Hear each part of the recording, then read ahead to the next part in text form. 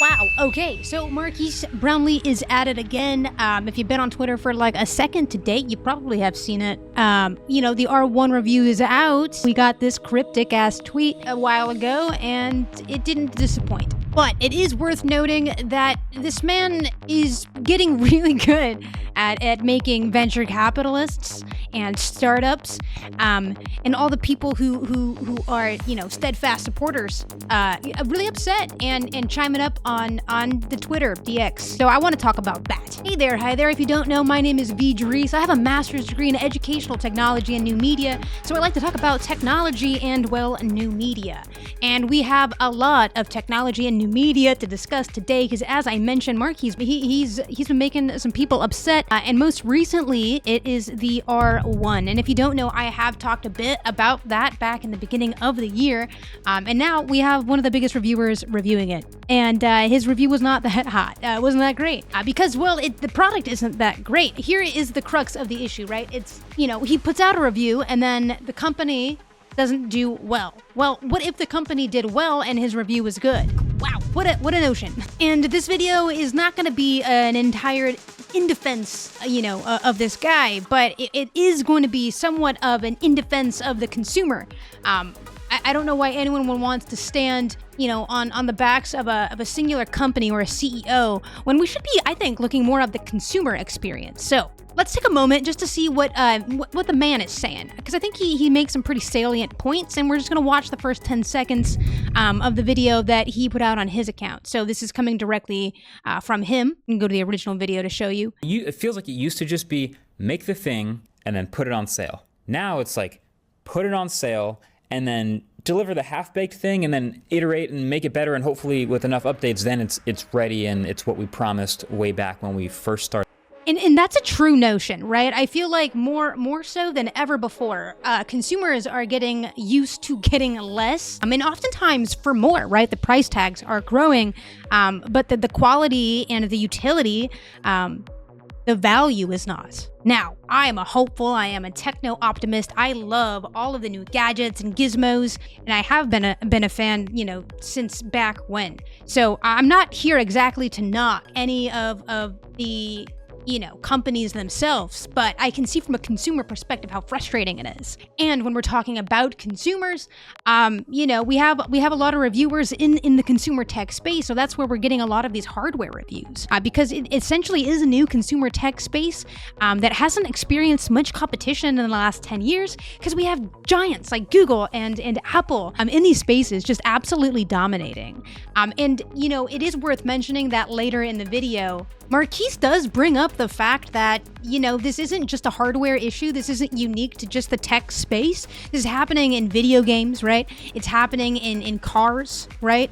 So it's not exclusive to AI products, and now X is broken, right? What's new? So long story short, the too long didn't read. Marques Brown put out a video reviewing the Rabbit R1, and his review was it's lackluster. It's not exactly where it should be for consumers at this point. I think consumers are getting really complacent with these beta features and not ever, getting the full product as it was intended, right? And some of the responses surrounding this media have been pretty diverse, I guess. I think diverse would be a good way to put it. So this guy says, why did he wake up and choose violence?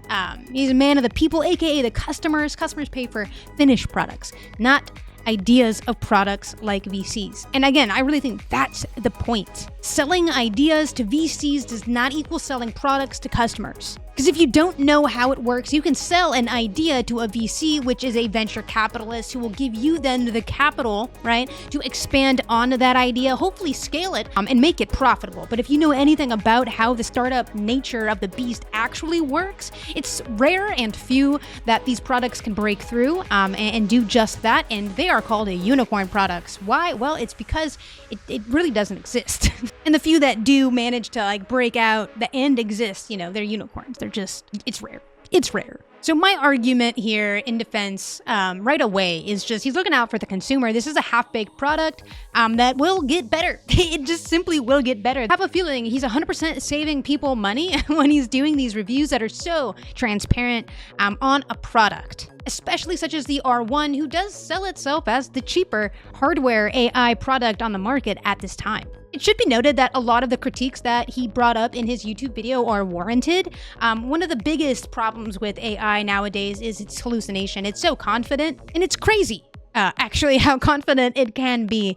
So this is sort of a little test that he did, and it really illustrates that point pretty clearly. I don't know, what type of plant is this? Taking a look now, the plant in the image appears to be a Monstera deliciosa, also known as a Swiss cheese plant. This is a type of tropical, climbing evergreen plant of Central America.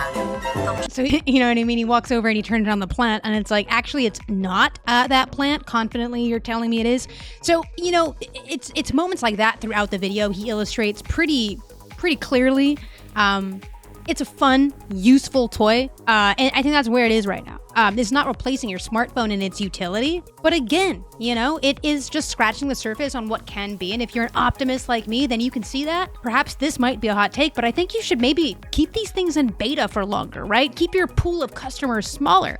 Do you remember back when we did like the Kickstarter campaigns, right? Something like that. Maybe there are perks for early, you know, customers that want to invest in sort of these things, because you can't deny it is a super fun product. Honestly, a lot of the hardware-based AI tangible products you're seeing, they are fun. And they're coming out quickly, obviously, to keep up with that pace of AI, right? It is moving fast. They are breaking things, and they want to see what is going to stick in the consumer base. And honestly, I am excited about that. I love the speed at which these are shipping, but I do think there could be more consumer protections in place. But it is honest feedback, like Ryan Fenwick does point out here. He does global communications for the R1, right, for Rabbit. And this is what he said. He appreciates it, the feedback, right? He recognizes that the Rabbit is, in fact, in early stages. It's continuously going to be something that they are improving. And so far, we actually already have an update since the video dropped. I don't know if that's a coincidence or not, but just this morning, Jesse actually came out. He's the founder and CEO of Rabbit, saying, guess what, guys? The latest version for the R1 update's available now, addressing most of the issues that were found so far, and fixed improvements are coming. We have these additional improvements coming, including battery life, which is a big one when we're talking about AI hardware, right? They need to be powered and useful in action, and it's hard to kind of justify that product when it dies and it's not as useful as it claims to be. So generally speaking, I think the review is spot on. I think the commentary on the greater landscape of, hey, why are we putting out these products for consumers that are half-baked and overpriced, is a valid complaint. And I think that there are a lot of people that support, you know, tech startups passionately, and they want to see them succeed. They want to see cool stuff get developed and funded. But again, this reaction, I think, is expected of a consumer. And I think those that are supporting, you know, these move it fast and break things and rebuild and iterate, can be annoying for consumers. So, you know, as someone who's trying to play devil's advocate to both as a consumer who loves the products and as a techno-optimist who really wants to see this thing just explode, it's something that it should be reconciled and talked about more. So before I let you go, I do want to discuss a little bit about our influences as customers and users of these products. I think we have a lot of say. So, you know, if you have the money to get your hands on these products, I say keep them up with the honest reviews, right? Let the companies know our thoughts. Keep them coming. Don't sugarcoat it. Try not to sell out. Obviously, we all have bills to pay here, but I think these sorts of reviews are like a breath of fresh air, and how a company handles the critiques from the customers who will be the users of these products is really important. And I will leave us here, right, with this. I think the reaction from the Rabbit, you know, company itself has been pretty good from a marketing perspective, from a media perspective, from a user education perspective. We did discuss that updates are currently being pushed out and will continue being pushed out. And that is all dandy, but I mean, the CEO and founder posted this, right? His R1 playing Stronger by Kelly Clarkson. And he says this: I usually reject to listen to music that's not my genre, but just for tonight, right? And he's listening to Stronger by Kelly Clarkson. And I think that's the point, right? What doesn't kill you makes you stronger. You gotta keep putting one foot in front of the other. And this is, I think, a good formal request to end the video on.